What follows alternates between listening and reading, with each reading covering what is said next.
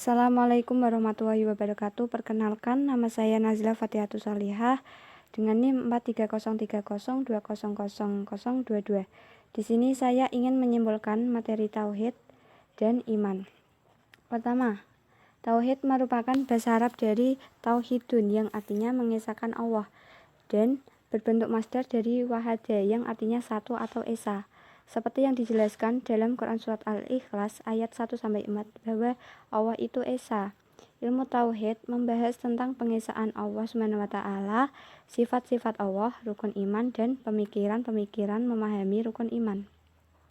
Kedua, ilmu tauhid. Iman merupakan bahasa Arab yang bermakna percaya, sedangkan menurut istilah yaitu sebuah kepercayaan dalam hati yang tidak ada sedikit pun keraguan di dalamnya. Dimensi dalam iman ada 3, 1. Membenarkan dengan hati, 2. Mengucapkan dengan lisan, 3. Menjalankan dengan anggota badan.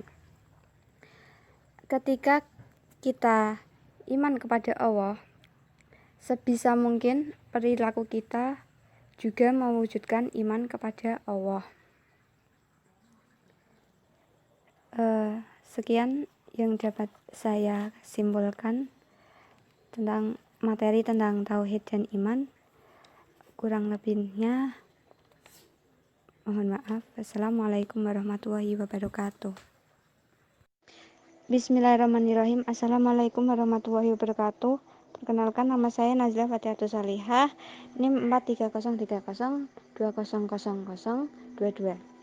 Di sini saya ingin menyampaikan materi pada sore hari tadi, yaitu memahami rukun iman dalam Islam. Jadi ada hadis yang sangat populer dalam kitab Arba'in Nawawi yang menjelaskan tentang Islam, iman, dan ihsan. Islam adalah ketika kamu menyaksikan bahwa tidak ada Tuhan selain Allah dan Muhammad utusan Allah. Sedangkan iman adalah mempercayai bahwa adanya Allah, malaikat-malaikat Allah yang 10, kitab-kitab yang pernah diturunkan oleh Allah, Rasul-Rasul Allah yang berjumlah 25 yang wajib kita imani, hari akhir, dan meyakini atau mengimani dengan takdir Allah, entah itu yang bagus atau yang buruk. Sedangkan ihsan adalah ketika kamu menyembah Allah seakan-akan melihatnya, walaupun sebenarnya kamu tidak melihatnya, tetapi Allah melihat hambanya. Sekian dari saya. Mohon maaf telat mengirim pesan. Wassalamualaikum warahmatullahi wabarakatuh. Bismillahirrahmanirrahim. Assalamualaikum warahmatullahi wabarakatuh.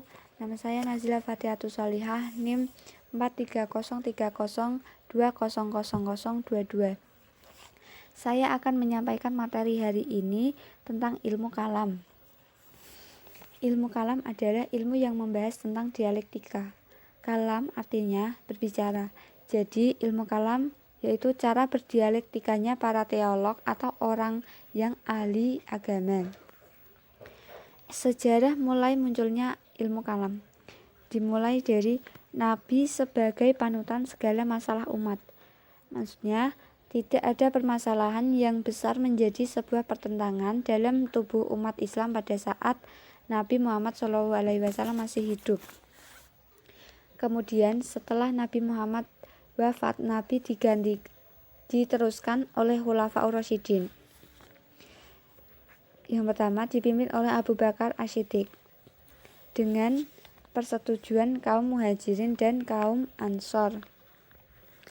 Pada saat kepemimpinan Abu Bakar belum ada permasalahan yang besar. Yang kedua, kepemimpinan Umar bin Khattab. Kepemimpinan Umar bin Khattab juga belum ada permasalahan yang besar. Kepemimpinan Umar bin Khattab dipilih secara langsung yang mayoritasnya umat Islam. Yang ketiga, kepemimpinan Utsman bin Affan.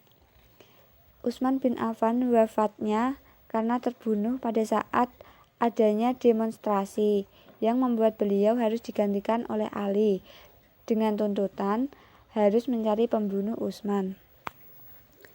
Jadi Ali dipilih menjadi khalifah, tetapi ada tuntutan untuk mencari pembunuh Utsman. Saat Ali diangkat menjadi khalifah, beberapa tantangan mulai muncul. Seperti 1. Tuntutan menemukan pembunuh Utsman. Yang kedua, perang dengan Aisyah, yaitu perang Jamal yang dimenangkan oleh Ali, dan perang Siffin antara Ali dan Muawiyah yang dimenangkan oleh Muawiyah. Kemudian kepemimpinan khalifah digantikan dengan dinasti. Sistem pengangkatan pemimpin secara terpilih terhenti setelah Ali dikhianati dalam perjanjian di tengah peperangan, yang kemudian kekhalifahan pindah ke tangan Muawiyah dan turun-temurun di keluarganya. Sekian dari saya. Wassalamualaikum warahmatullahi wabarakatuh. Bismillahirrahmanirrahim. Assalamualaikum warahmatullahi wabarakatuh. Nama saya Nazla Fatihatus Salihah, NIM 43030200022. Saya ingin menyampaikan materi pada sore hari ini tentang aliran Khawarij. Secara bahasa, aliran Khawarij berasal dari bahasa Arab kharaja, yang artinya keluar, memberontak, dan timbul, dan lain-lain. Lafal tersebut kemudian ditasrifkan menjadi kharaja yahruju hurujan. Kata Khawarij sendiri berbentuk jamak yang bisa dimaknakan orang-orang yang keluar dari golongannya Ali bin Abi Thalib. Sedangkan secara istilah, Khawarij adalah suatu kelompok atau aliran yang keluar dari kekhalifahan Ali bin Abi Thalib karena tidak sepakat dengan Ali saat menerima tawaran arbitrase dari kelompoknya Muawiyah yang mengakibatkan kekalahan kelompok Ali saat perang Siffin. Doktrin ajaran Khawarij. Setelah keluar dari golongan Ali, tentunya Khawarij mempunyai pemimpin dan ajaran-ajaran yang berbeda dari kekhalifahan Ali. Pertama, khalifah atau imam harus dipilih bebas oleh kaum muslim. 2. Khalifah tidak harus berasal dari keturunan Arab. 3. Setiap muslim layak menjadi khalifah saat khalifah asal memenuhi syarat. 4. Khalifah bersifat permanen jika adil dan menjalankan syariat Islam. 5. Khalifah sebelum Ali dianggap sah. 6. Khalifah Ali dianggap sah, tapi setelah arbitrase dianggap menyeleweng. 7. Muawiyah, Amr bin As, dan Abu Musa al-Asy'ari dianggap menyeleweng dan kafir. 8. Pasukan perang Jamal yang melawan Ali juga kafir. 9. Orang berdosa besar dianggap kafir. 10. Setiap muslim harus berhijrah dan bergabung dengan golongan mereka. Perkembangan Khawarij adalah salah satu sekte yang terkenal dengan ideologi radikal termasuk dalam doktrin-doktrin teologinya. Dengan karakter tersebut, Khawarij mudah terpecah-pecah karena sulit ditemukan kata sepakat atau harmonis saat ada perbedaan pendapat. Sekte yang besar dari Khawarij yaitu Al-Muhakimah, Al-Zariqah, An-Najdat, Al-Baihasiyah, Al-Ajaridah, As-Salabiyah, Al-Abadiyah, As-Sufriyah. Semua aliran yang bersifat radikal pada perkembangan lebih lanjut dikategorikan sebagai aliran Khawarij selama terdapat indikasi doktrin dari aliran tersebut. Beberapa karakter aliran Khawarij sampai masa kini. 1. Mudah mengafirkan orang yang tidak segolongan dengan mereka. 2. Islam yang benar adalah Islam yang mereka pahami dan amalkan. 3. Orang-orang Islam yang tersesat dan menjadi kafir perlu dibawa kembali ke Islam yang sebenarnya. 4. Karena pemerintahan dan ulama tidak sepaham dengan mereka, maka mereka memilih pemimpin dari golongannya. 5. Mereka bersifat fanatik dalam berfaham dan tidak segan dalam menggunakan kekerasan untuk mencapainya. Sekian dari saya. Wassalamualaikum warahmatullahi wabarakatuh. Terima kasih.